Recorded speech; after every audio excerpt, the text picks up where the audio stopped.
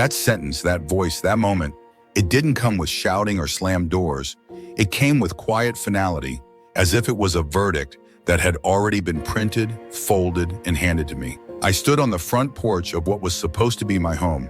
42 years, one marriage, two children, and countless Thanksgiving dinners later. And I listened to my daughter-in-law say it without blinking. No raised voice, no emotion, just a line she'd clearly rehearsed. I turned to my son, expecting something, anything. A shrug, a cough, a protest, maybe even a glance of shame. But Sam just stared at the floorboards, as though the grain of the wood had suddenly become the most fascinating thing in the world. His arms were crossed. He said nothing. "I brought over the photo boxes," I said, "the ones from the attic. You said you wanted to go through them." "You went through our things, Dad?" Sarah interrupted without asking. "Our things?" I looked down at the two old boxes on the porch. My late wife's old Army uniform, baby pictures of Sam and his sister Ellie, letters from my late mother, things stored in the attic of my house. Well, our house, I suppose. Ever since Sam started paying the property taxes 10 years ago, and we put the title in both names for convenience, I hadn't thought much of it. At the time, I had just buried Helen, and Sam said it would make things easier. The kind of easier that doesn't feel like betrayal until it's too late. I wasn't snooping, I said quietly. I was preserving that uniform.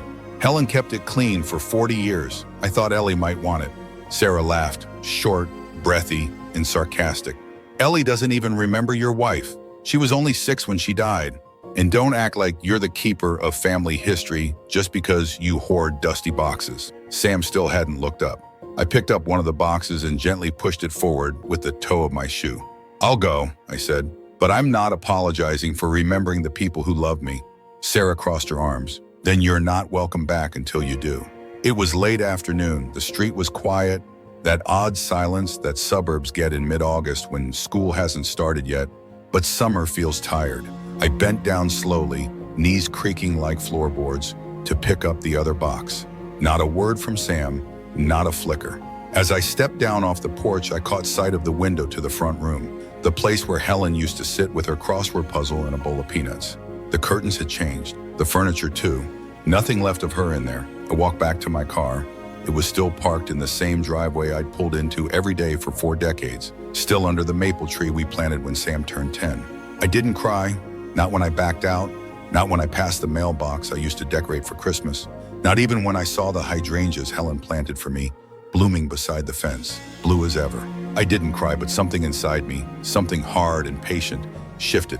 By the time I turned onto the main road, I had already decided they wouldn't need to worry about barring me from the house, because by that evening, it wouldn't be their house anymore. And that's how it started. Not with a blowout or a dramatic revelation, but with a sentence spoken on a porch by someone who thought kindness was optional after a certain age. They were wrong. I may be 76 years old, but I still know how to take a deep breath, draw a line, and walk across it. And I was about to. The kitchen felt wrong the moment I stepped inside. It was too quiet, too neat, like a stage set built to look like someone lived here, but no one actually did. I set the boxes on the table, then just stood there for a minute, holding the edges like I might lift them again or push them away or scream into them. I did none of that. Instead, I sat down in the chair closest to the window, the one that still creaked the way Helen's knees used to. Outside, the backyard looked unchanged, same overgrown lavender, same patch of grass where Sam had once built a treehouse with his father. Now the tree stood alone, stripped of its wooden limbs, as if it had outlived its purpose. I reached into the box and pulled out a photograph. Sam, 10 years old, smiling so wide you'd think he had no room for sorrow. A tooth missing, one sock up, one down. My handwriting on the back, Sam's birthday, chocolate cake, windy day. I'd held on to these little things for decades, not because they were valuable, but because they were proof. Proof that I'd been here, that I'd loved, that I'd worked and cooked and cried and paid bills and patched holes and stayed through every long night of fevers and fights and fear. And today, all of that had been reduced to a sentence: "You're not allowed in the house." I went to the cabinet and made myself tea. Habit, more than need. The kettle hissed and I stared at the flame, watching it flicker like a question I hadn't yet dared to ask. When Helen died, it was sudden, a stroke. One moment she was beside me, sipping soup and reading aloud some ridiculous news article, and the next she was slumped over, her spoon clattering against the bowl. I'd held her hand as the ambulance came. The ambulance came. I never forgot how cold it got in the room after they took her. It was like grief itself had changed the air. In the months that followed, I became a shadow. People came and left. Casseroles appeared and disappeared. Sam helped with the bank forms, the insurance, the taxes. He was good then, thoughtful. Or maybe I just needed him to be. The house became quieter, not empty, just thinner, as though the walls had let go of their breath.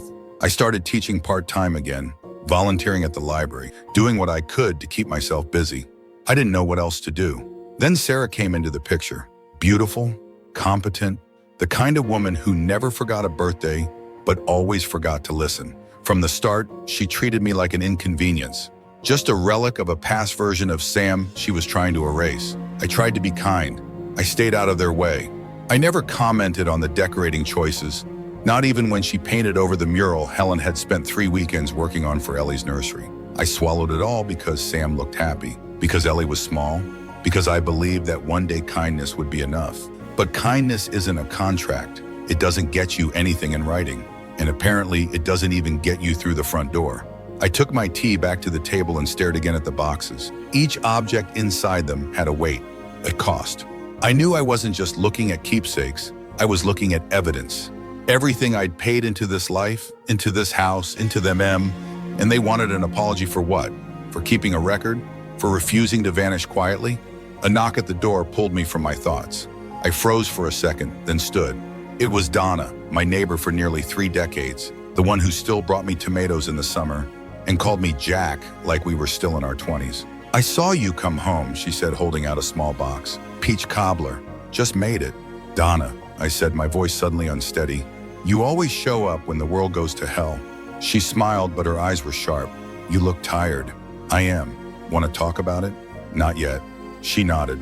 Well, eat, then talk, in that order. I took the cobbler, set it on the counter, and watched her walk back across the lawn. I had one message waiting on the answering machine from Ellie. Hi, Grandpa. Dad said you weren't feeling well. Just wanted to say I love you. Call me if you need anything. Not feeling well. I laughed, a quiet, bitter sound. They were rewriting the story already. Too bad for them. I still owned the pen. Helen and I bought this house in the spring of 1981. It cost more than we could afford and had less space than we wanted. The plumbing hissed, the roof leaked in the southeast corner, and the porch sagged like it had something to confess. But it was ours. We signed the papers with shaking hands and a giddy kind of fear, the kind that comes with doing something reckless and necessary. She carried me over the threshold like fools in a movie. We hadn't even unpacked the dishes yet. The kitchen linoleum was already peeling back at the corners, and I remember Helen crouching down with a hammer, trying to nail it flat as I stood there with a grocery bag full of canned soup and a bottle of cheap wine. She looked up at me and said, "We'll fix this place, Jack. We'll fill it with our lives." And we did.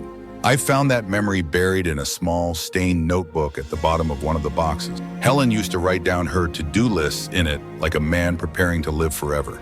Tighten laundry room valve, replace porch rail, oil gate latch, and underneath it all, in smaller, almost embarrassed handwriting, plan anniversary weekend, call florist. I closed the notebook and stared at the walls of the kitchen. Nothing here was beautiful, not by magazine standards, but every inch was ours. The scratch in the tile by the stove where Sam dropped a cast iron pan.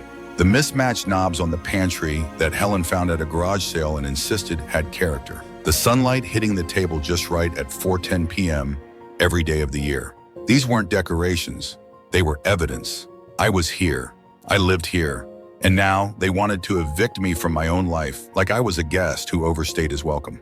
When Sam was 9, he broke his arm falling off the backyard swing. Helen was working late that night, and I carried him to the car, wrapped his arm in a towel, and drove 45 minutes to the nearest ER that took our insurance. I sat with him all night reading jokes from a dog-eared highlights magazine while he cried into my sweater.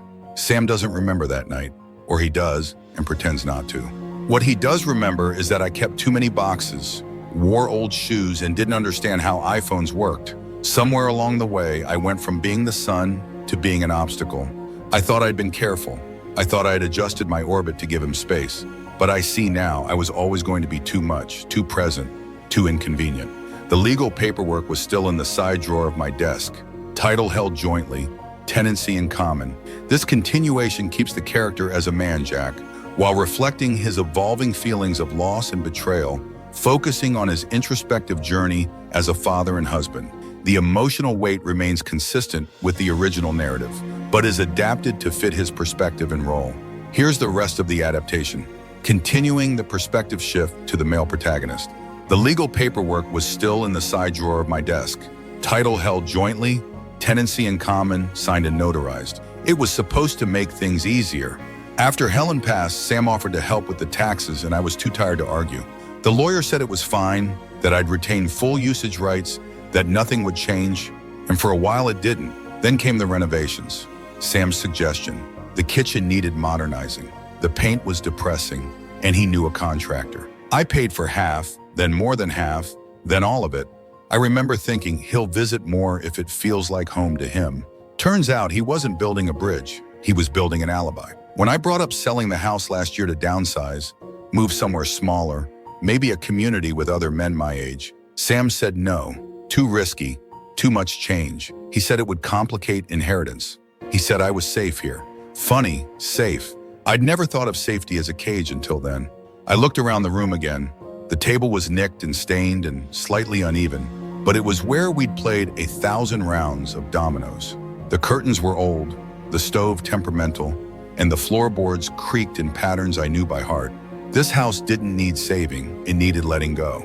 I stood up, walked to the drawer, and pulled out the paperwork, the notary seal, the property ID, the contact card from the realtor Sam once recommended, but I never called. I laid it all out on the table beside the untouched peach cobbler. I didn't need their permission. I only needed my own. The banker's name was Hal. He had a young man's face with an old man's politeness. And when I walked into the branch that morning, wearing the same coat I'd worn to Helen's funeral, he stood up like I was someone important. I'd like to make some changes regarding the deed of my property, I told him. And I'd prefer to speak to someone with a clear understanding of joint ownership law in Oregon. He blinked once, then nodded. Of course, Mr. Ellis. Let's step into the conference room. I'd come prepared. Original title, copies of the last 5 years' tax documents, letters from the insurance agency, and the revised property assessment they'd sent after we added the new siding. Another gift from Sam, which I paid for in full. Hal reviewed everything slowly, methodically, like someone checking the weight of each word before saying it aloud. When he reached the line that named Sam Ellis as co-owner, he paused and looked up. Has there been a disagreement? He asked. Not really, I said, folding my hands in my lap. Just clarity.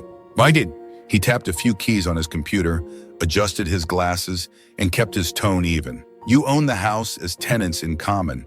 That means your share is yours to do with as you like. You can sell your interest or the entire property if the other party agrees, or you can take legal steps if they don't. I smiled thin and practiced. I have no interest in a fight, Hal. I just want to sell the house. And your son? Will he sign off? I slid a paper across the table. Here's a record of every mortgage payment I've made since Helen passed. Here's the home equity loan I took out to pay for Sam's graduate degree. Here's the agreement where Sam and I agreed in writing that I had the right to remain in the house until my death or sale, whichever came first. Hal scanned the document. That clause helps. Technically, if you decide to sell, he can't prevent it. He can object to the valuation, but not the sale itself. I nodded. Then I want a full valuation as soon as possible. I'll pay whatever it costs to get it expedited. Hal scribbled notes. There are some good appraisers I can recommend, but just to be clear, you're planning to sell your family home. I'm not selling a house, I said. I'm selling the right to erase me from my own life. He looked up again, but didn't say anything. Well, I said, have you ever walked through your kitchen and realized every drawer has been rearranged by someone else? He blinked. Have you ever sat at your own table and felt like a guest? He didn't answer. He didn't need to. I left the bank with a list of appraisers and a date set for Friday, 2 days from now. I walked to the coffee shop across the street and sat by the window. Ordered tea, though it was too hot for tea. Watched the cars pass. A notification buzzed on my phone. A text from Sam. Ellie wants to stop by this weekend. She misses you. Can you please not make things awkward? No apology, no question of how I was. Just a request that I play nice. I didn't respond.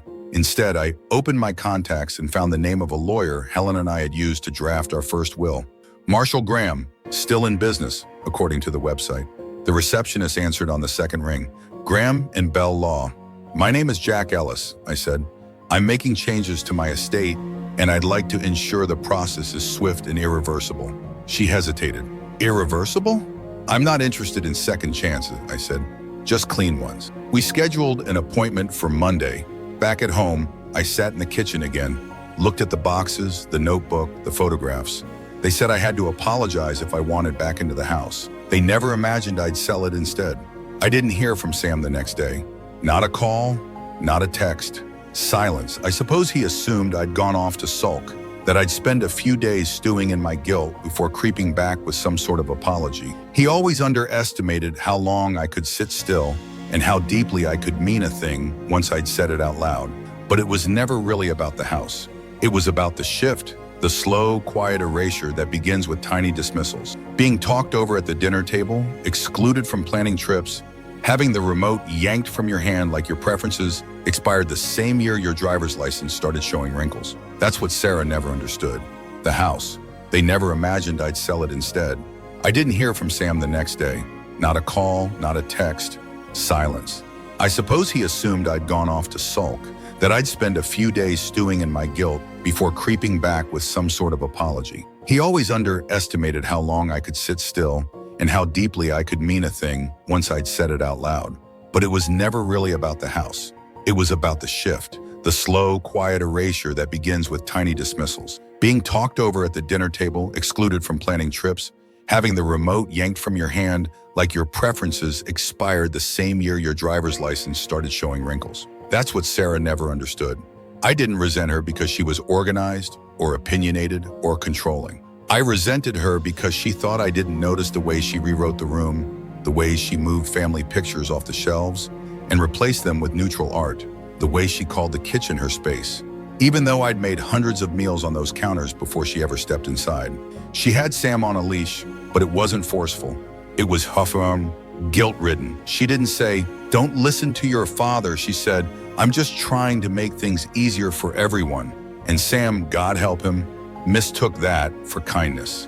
The first real wedge came 5 years ago. Ellie had just turned 16, and I offered to help with her first car.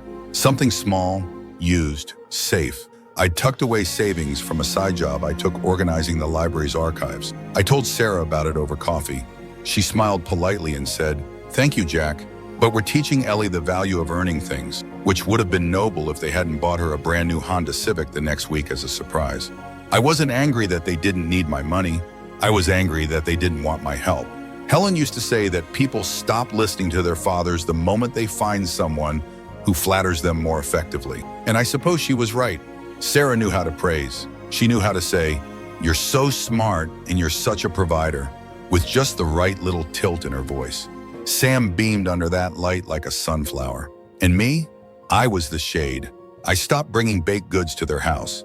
They never got eaten. I stopped offering to babysit when Ellie was in middle school. They hired someone more structured. I stopped giving birthday presents they hadn't already picked out themselves. And each year, the space I occupied got smaller, my opinions quieter, my role dimmer until it shrank to a single word. Apologize. For what? For caring too much? For holding on to things they wanted forgotten? No, thank you. The appraisal team came on Friday morning. 2 women, efficient, polite, a little too formal, but they moved through the house with reverence, not judgment. One of them paused in the hallway, looking at the photo of Helen in her army uniform. "Your wife?" she asked. "Yes, she passed in 2009. She nodded. "She has kind eyes." That was the first kind thing anyone had said to me in weeks. They finished quickly, took their notes, and promised a report by Monday, the same day I'd see the lawyer. That evening, I made a pie for no reason, just for me. Blueberry, Helen's favorite. I ate one slice warm from the oven, standing barefoot in the kitchen, the smell of sugar and lemon filling the house like a hymn. And for the first time in years, I didn't set a second plate. Sarah never shouted. That was her genius. Her sharpness came dressed in pleasantries, her cuts wrapped in silk. It was never, "You're not welcome here." It was maybe, "You'd be more comfortable at home." Never, "We don't want your opinion, but let's keep things simple this time." The first time I truly understood what she thought of me was the Christmas after Ellie turned 11. I'd spent a week knitting a scarf, soft gray wool, delicate lacework, a pattern I'd memorized in the 80s. Ellie opened it, blinked, and smiled politely. Before she could say anything, Sarah laughed and said, Grandpa loves his little projects, doesn't he? Just like that, the gift became a curiosity, a relic, something quaint and outdated. That night, I found it draped over the back of a chair, forgotten. I never knitted for them again. There were other moments, hundreds of them, quiet slights that don't bleed but bruise just the same. Once, Sarah corrected my grammar mid-sentence while I was reading aloud a letter from Helen. Another time, she rolled her eyes when I brought my own pie to Thanksgiving, claimed it might have too much sugar for Ellie. Subtle things designed to sound like help, designed to shrink me without confrontation. And Sam, he always laughed nervously, changed the subject, or said things like, "She means well," but I knew what it was. You can feel when someone is waiting for you to stop being needed. I tried to convince myself it was generational, that she simply didn't understand what it meant to carry a household in your hands for 40 years, that she wasn't malicious, just different. But even that excuse wore thin because at some point it stopped being forgetfulness. It became erasure. It stopped being forgetfulness. It became erasure. I used to have a chair in their living room, not fancy, just an old armchair they took from my den when they wanted a cozy reading nook. I'd sit in it during visits, usually quiet, watching Sam and Ellie argue about college or laugh over a show I didn't know. One day I came over and it was gone. When I asked where it went, Sarah smiled and said it didn't really match the new layout. She offered me a seat at the counter instead, on a bar stool with no back. I sat for 5 minutes, then said I was tired and left early. They never asked why. That's how it goes, you see.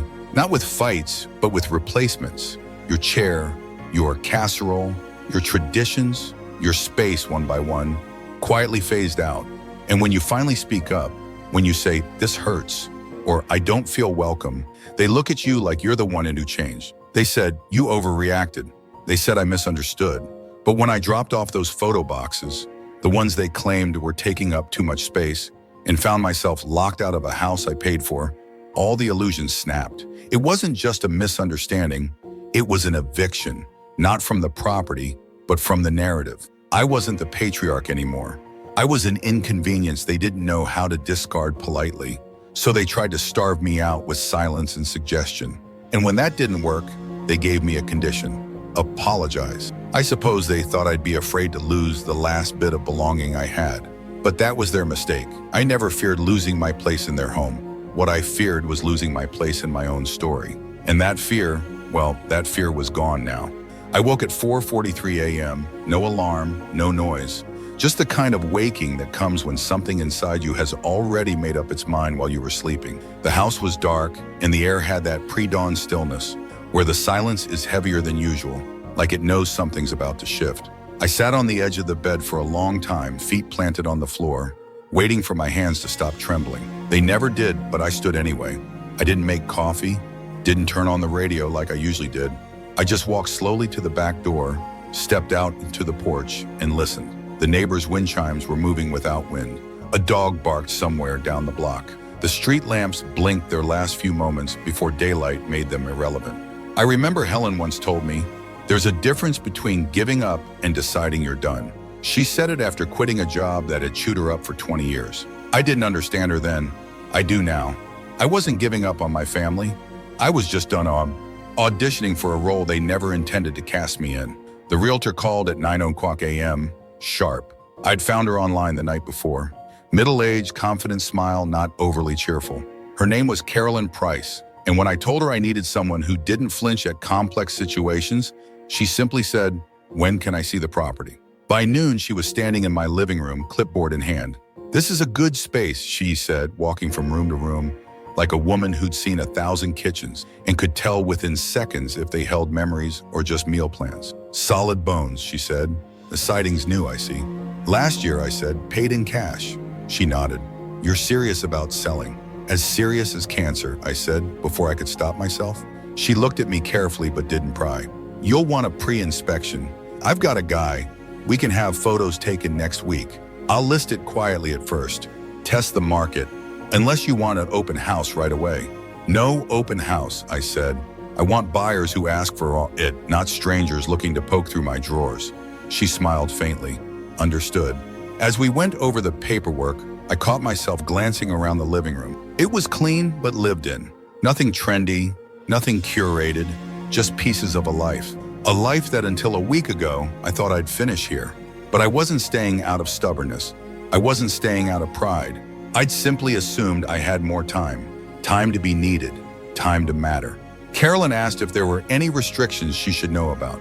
Title conflicts, debts, family disputes. I told her everything about the joint ownership, about Sam, about the clause that protected my right to sell.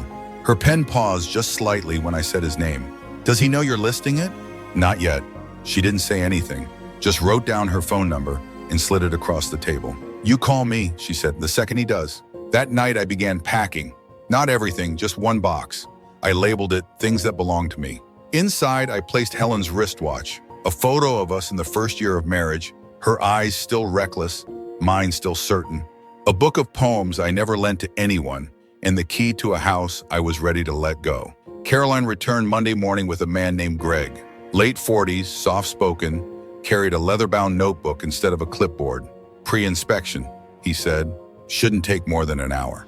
I gave him free rein of the place, watched from the kitchen as he moved quietly through the rooms, tapping walls, checking under sinks, testing the outlets like he was reading the pulse of the house. I tried to keep myself busy, wiped down the stove, folded a dish towel twice, but nothing felt real.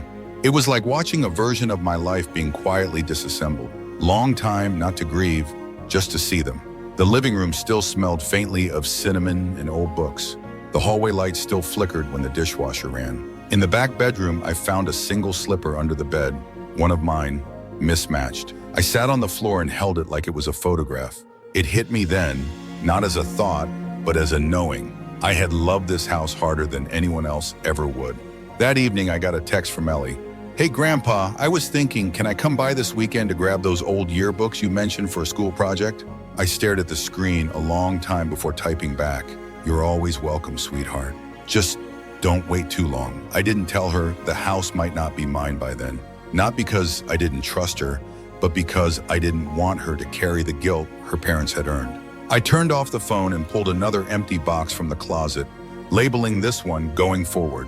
Inside, I put the deed. Caroline called on Wednesday afternoon. You're not gonna believe this, she said, and I could hear the restrained excitement in her voice. I had a couple tour the place this morning. I know we weren't doing official showings yet, but they insisted. They'd seen the outside over the weekend and were already in love. And they made an offer. Full price, no contingencies, cash. I said nothing at first, just stared at the corner of my table where the varnish had worn thin from years of elbows and coffee cups and slow breakfasts. Carolyn continued, they're from out of state, Oregon natives originally. Their son died 2 years ago, only child. They've been looking for a place that feels like it held something real, not new, not staged, lived in. The words moved through me like warm water. How soon would they want to close, I asked. End of the month if you're willing. That gave me 2.5 weeks. I nodded before realizing she couldn't see me. Yes, I said. Let's do it. The next day, she sent over the documents for review. I sat at the kitchen table with the manila envelope unopened for nearly an hour before slicing it open with the same knife Helen once used to trim rose stems. The purchase agreement was clean, clear, firm, and my signature would unfurl 42 years in the space of 2 pen strokes. I signed. I didn't cry. Instead, I went to the hall closet and pulled out the box labeled Things That Belong to Me. I added 3 more items. A grocery list in Helen's handwriting. A cloth napkin with a stain that never came out from the last family dinner before Ellie left for college. The key to the garden shed she built with her own hands. Then I opened a new box, labeled it Not Coming With Me, and into it went the Live, Laugh, Love wall hanging Curran insisted on gifting me, the apron Sam bought from a big box store with the price tag still dangling, and a candle in a scent I hated but pretended to like because Ellie picked it out. That night I made soup, simple, quiet soup, no need for extra portions, no thoughts of who might drop in. I lit a candle, not the gifted one, and sat at the table with my own damn book. Halfway through dinner, the doorbell rang. I almost didn't answer it, but when I opened the door, Ellie stood there, hoodie pulled over her head, hair in a bun, her face tired but kind. Hey, Grandpa, she said. I know I should have called. I just didn't feel like talking to anyone but you. I stepped aside to let her in. Yearbooks? I asked. She smiled. That and everything else. We sat at the table for an hour, then 2. She asked about Helen, about the house, about the old recipe box she used to dig through as a child. I let her talk, let her feel it. Eventually she looked around and said, Is it weird that I feel more at home here than I do with them? I reached across the table and took her hand. No, sweetheart, I said. It's not weird at all. She never asked why some of the pictures were missing from the walls. Maybe she already knew. The house didn't resist the packing. I thought it might. I thought the walls would feel heavier, the drawers stiffer, that every item would whisper, "Don't go." But no, everything yielded without protest. Like even the house knew it was time. I started in the linen closet, old towels that had faded to softness, sheets worn thin in the middle. I kept 3 sets, donated the rest. There was no one left to impress with matching pillowcases anyway. The kitchen was harder, not because of the things, but the rituals. The chipped teapot Helen gave me on our 10th anniversary, the casserole dish I used for every holiday, a drawer full of plastic containers with missing lids. These weren't just utensils, they were scaffolding. The structure I leaned on to make life look ordinary even when it wasn't. I gave myself permission to cry once, kneeling on the kitchen floor, holding a coffee mug that still had the faint outline of Helen's thumbprint in the glaze. She used that cup every morning. I never washed it too hard, afraid I'd scrub her off. I wrapped it in a towel and placed it gently in the box labeled mornings. I hired a mover, a small local company, 2 men in their 30s. One had a back brace and called me sir until I asked him not to. They were kind, careful, and fast. Didn't ask questions when I pointed to the stack of boxes marked storage only. They loaded the furniture I kept, a rocker, a narrow desk, my favorite reading chair, and left the rest for donation pickup. I hadn't told Sam yet, not officially. He hadn't reached out since the text about Ellie visiting. Maybe he thought silence was safer. Maybe he hoped I'd let it pass, chalk it up to hurt feelings, and fade back into my corner of the family. But the family had shifted, not because I left, but because I stopped asking for a seat. Comes next. I folded the letter back up and set it aside. Will you tell them where the money's going? Ellie asked softly. Not unless they ask. And if they do, I'll tell them what's theirs. Nothing more. Later that afternoon, we walked through the garden behind the cottage, overrun with rosemary, fragrant and alive. Ellie picked a handful of sprigs and tied them with a ribbon from her backpack. For your new kitchen, she said. I placed them in a glass jar by the window beside the pie plate and the old-timer Helen used to wind. And that night, I called the bank. I'd like to open a trust, I told the manager. For my granddaughter, full amount, long-term interest, and protected. He asked if I wanted to add any stipulations. Just one, I said. She never has to ask anyone's permission to use it. The first message came at 8:17 a.m. Sam, Mom, I saw the listing.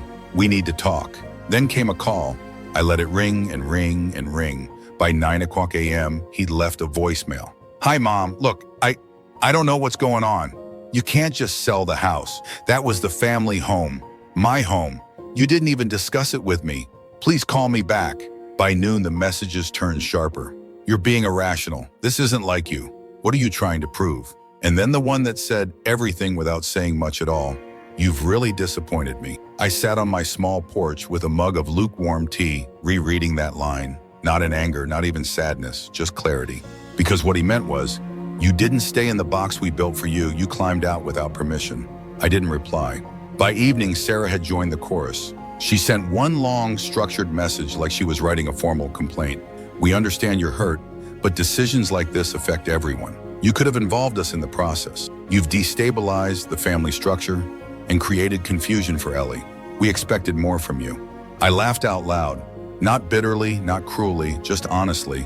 The family structure they spoke of had been one way for years, a bridge with tolls only going in my direction. They'd never asked what I needed, how I felt, if I was happy.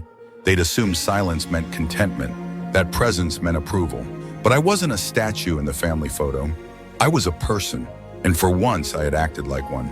I ignored Sarah's message too.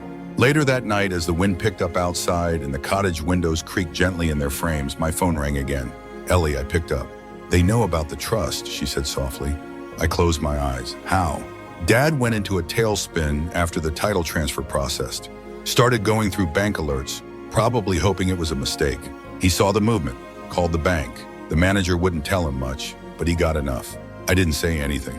They're furious. I mean, I've never seen them like this. Did they say anything to you directly? No, she paused, but they're treating me like a stranger. I exhaled slowly. You don't owe them a defense. I know, she said, but her voice wavered. It's hard, Grandpa. I love them. Even when they're like this. I know, sweetheart. There was a long silence on the line. Then she whispered, "Did you do it for me?" The trust? "I did it for me," I said. "And I included you because you've always seen me. You've never made me small." Another pause, then quietly, "Thank you." After the call, I finally listened to Sam's voicemail. He sounded tired, not angry anymore, just bewildered. "You didn't have to cut us out, Mom. I don't know what I did that was so unforgivable.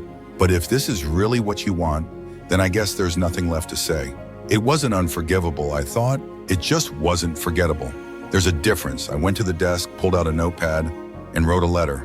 I didn't plan to send it. I just needed to write it. "Dear Sam, you didn't notice the last time I set the table for you. You didn't notice when I stopped offering. You didn't ask why I went quiet. You just appreciated the silence. You didn't do one big cruel thing. You did 100 small ones. And each time I forgave you without a word. That doesn't mean you didn't owe me one. Love isn't a debt to collect, Sam.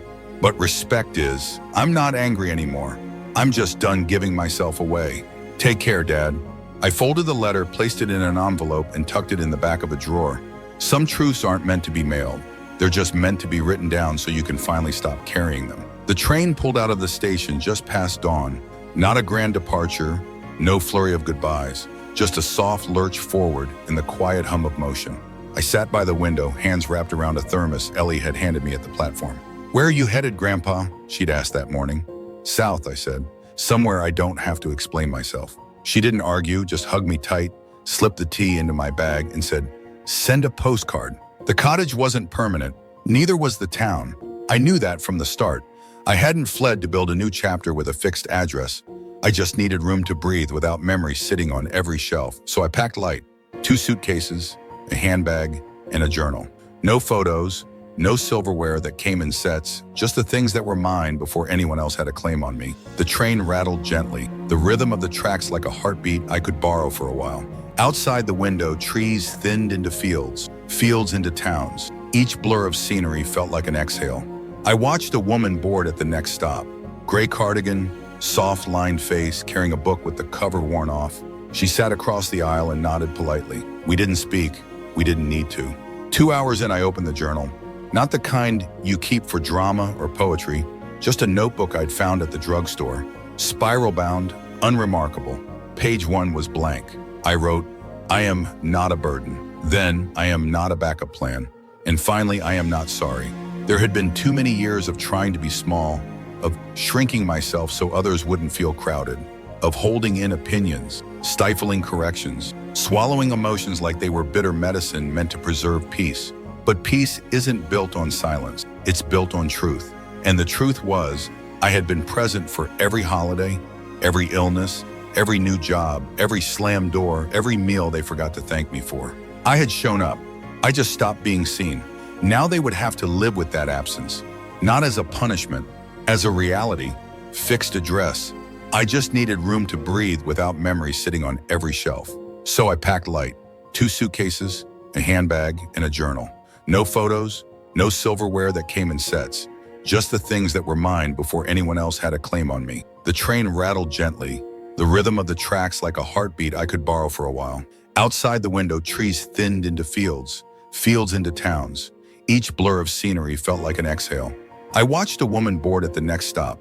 Gray cardigan, soft-lined face, carrying a book with the cover worn off. She sat across the aisle and nodded politely. We didn't speak. We didn't need to. 2 hours in, I opened the journal. Not the kind you keep for drama or poetry, just a notebook I'd found at the drugstore. Spiral-bound, unremarkable. Page 1 was blank. I wrote, "I am not a burden." Then, "I am not a backup plan." And finally, "I am not sorry." There had been too many years of trying to be small, of shrinking myself so others wouldn't feel crowded, of holding in opinions, stifling corrections, swallowing emotions like they were bitter medicine meant to preserve peace. But peace isn't built on silence, it's built on truth. And the truth was, I had been present for every holiday, every illness, every new job, every slammed door, every meal they forgot to thank me for. I had shown up. I just stopped being seen. Now they would have to live with that absence. Not as a punishment, as a reality. When the train stopped in a small coastal town, half cottages, half fog, I stepped off without hesitation. I didn't have a reservation, just a name scribbled on a note from a woman at church who said, "You'd like this place. It's quiet, and nobody asks questions." She was right. I found the inn, a converted farmhouse with creaky stairs and thick quilts, and paid for 3 nights in cash. The woman at the desk gave me a key without looking twice at my age or my hands or my lack of luggage. Room 4, window facing the sea. That night, I walked along the shore in shoes that weren't practical, letting the water lick at my ankles. No one called my name. No one asked me where I'd been or what I planned to do next. The sky was wide open, and I breathed like my lungs finally remembered how.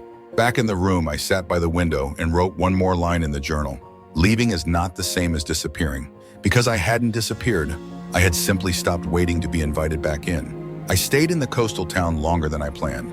What was meant to be 3 nights turned into 12. The innkeeper didn't mind.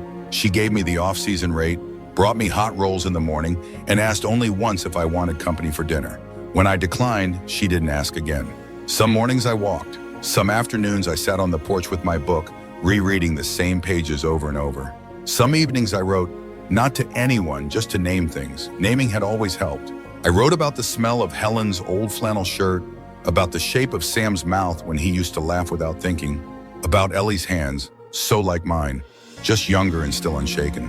I wrote about the first time I ever felt dismissed, and the last time I tried to pretend it didn't hurt.